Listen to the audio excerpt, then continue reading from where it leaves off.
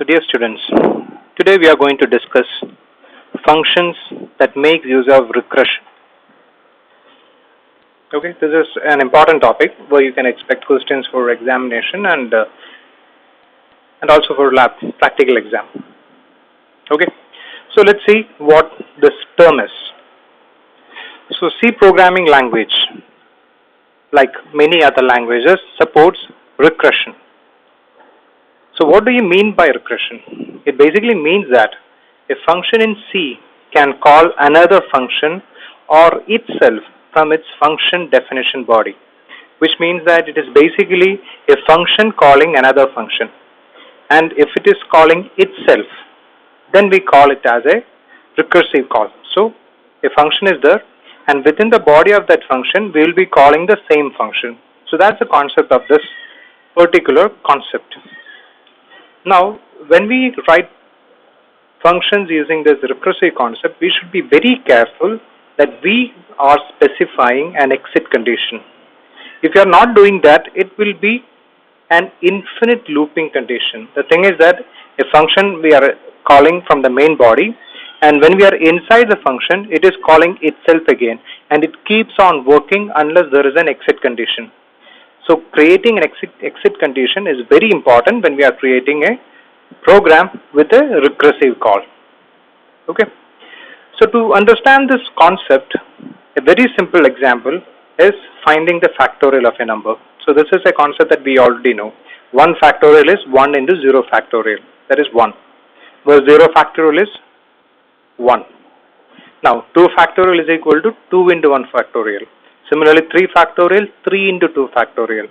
Similarly, you can see that if you want to calculate the factorial of a number, say n, so n factorial is given by n into n minus 1 factorial.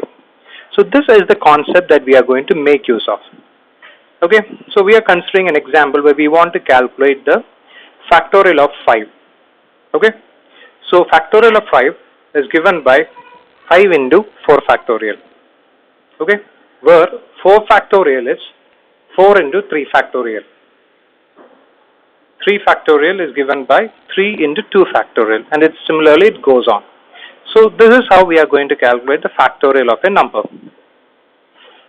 Now let's see the problem. So problem definition, we are trying to prepare a program, okay, to calculate the factorial of a number using function recursion. So this is the program that I am presenting to you. So we are going to look into the different parts of this program. So we know that if there is a function, there can be a function declaration or a function prototype, function call, function definition. If you are keeping the function prototype and function definition separately, we need to have a separate function prototype and a function definition. So let's see. So I'm including the library file, that is stdio.h. Then we are including the function declaration or the function prototype, that is long int factorial, which means that I am expecting the return type to be long int. So this function will be returning a value which will be having the data type long int. And the function will be taking in a value which is integer, that is int n. Okay, then we are writing the main, that is in main, and in it, this is the main body of the program. That is, we are declaring a variable num which is having data type integer, another one answer which is long int. Basically I am using this to fetch the data of the final factorial value. Okay, data type int may not be sufficient, so I am going for long int.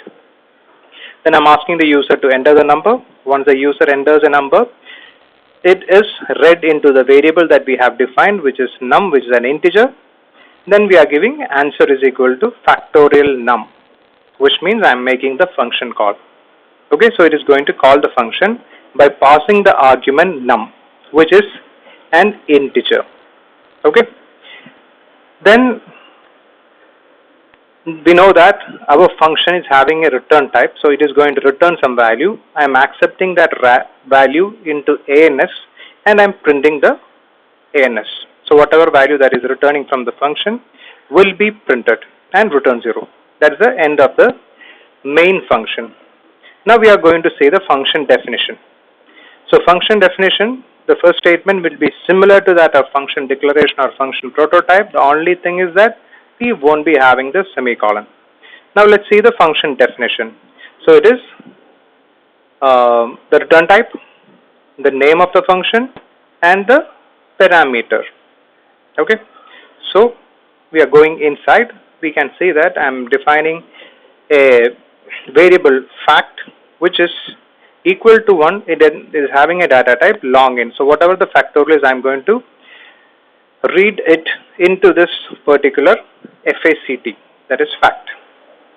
Now here I am specifying an exit condition. We are using a function which is having a recursive call, so exit condition is compulsory, or else it will become a infinite looping condition. So we are putting the condition if n greater than 1. So this will execute only if the n value is greater than 1.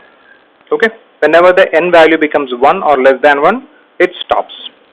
Okay, and if this condition is satisfied, I am telling fact equal to n into factorial of n minus 1. This particular condition is what we have seen earlier. Factorial is equal to n into n factorial is equal to n into n minus 1 factorial. The same thing have we used here. Fact equal to n into factorial of n minus 1. But you can see that factorial of n minus 1 is a function which we have already defined. So this same function is getting called again in its body itself. So this is basically the recursive call, and finally we are returning the fact. Okay, so this value will be going back into ANS, and ANS will be printed as the final factorial. Okay, so this is that function shown again. Okay, recursive call part, this we have already explained. Now let's see what happens when we execute that particular program. Okay, so there is function call which is basically factorial of num. We have seen that factorial of num.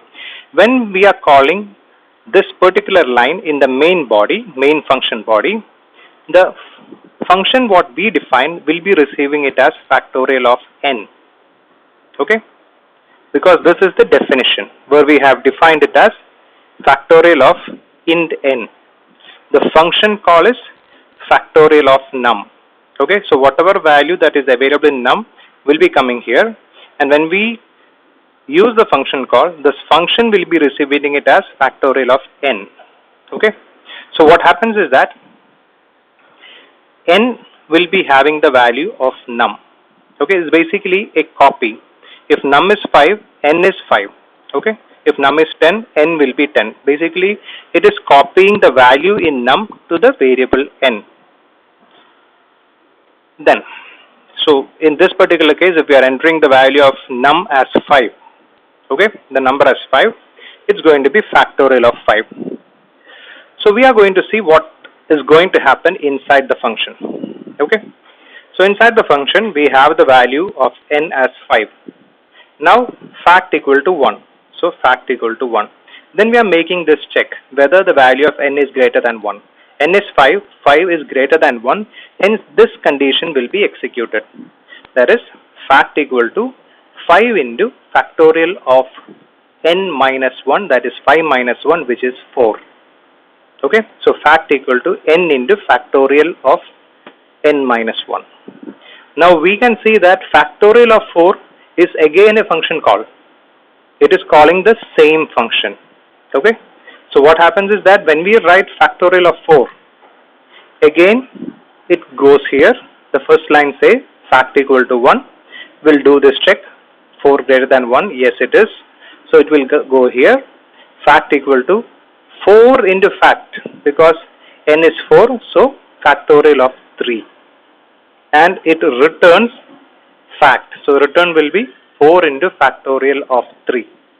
Okay, so the second time when this function was executing, we are getting a return which is 4 into factorial of 3, which means that in the first time when we called, okay, the first call that we made, the function was fact value is 5 into factorial of 4. In place of factorial of 4, what we are getting is 4 into factorial of 3. So we can see that in the first call, 5 into 4 into factorial of 3. So factorial of 4 got replaced by 4 into factorial of 3, where factorial of 3 is again the same function. Okay, again a call comes. So it again goes back, okay, to the main part. Again, fact equal to 1, 3 greater than 1. So fact equal to 3 into factorial of 2. It returns the value and it goes back here. So 5 into 4 into factorial of 3 is 3 into factorial of 2. Again a function call, okay, which is factorial of 2. So again it goes back here, fact equal to 1, the same thing happens and we will getting 5 into 4 into 3 into 2 into factorial of 1. Okay, again the function calls factorial of 1. So now it will check the factorial of 1. So I came here, fact equal to 1, that is the first line. The second is the check, n greater than 1. 1 greater than 1 is false, which means that this line won't be executing. It will be going to the last statement, which is return the value in fact. So we can see that fact is 1, so it basically returns 1, which means that in the first function call, it becomes 5 into 4 into 3 into 2 into 1, which is basically 120. So the value of fact which will be returned to the main function, which will be 120, and that value will be received by the variable what we defined as ans, and on printing ans we'll be getting the output of the function of the program that we have seen earlier.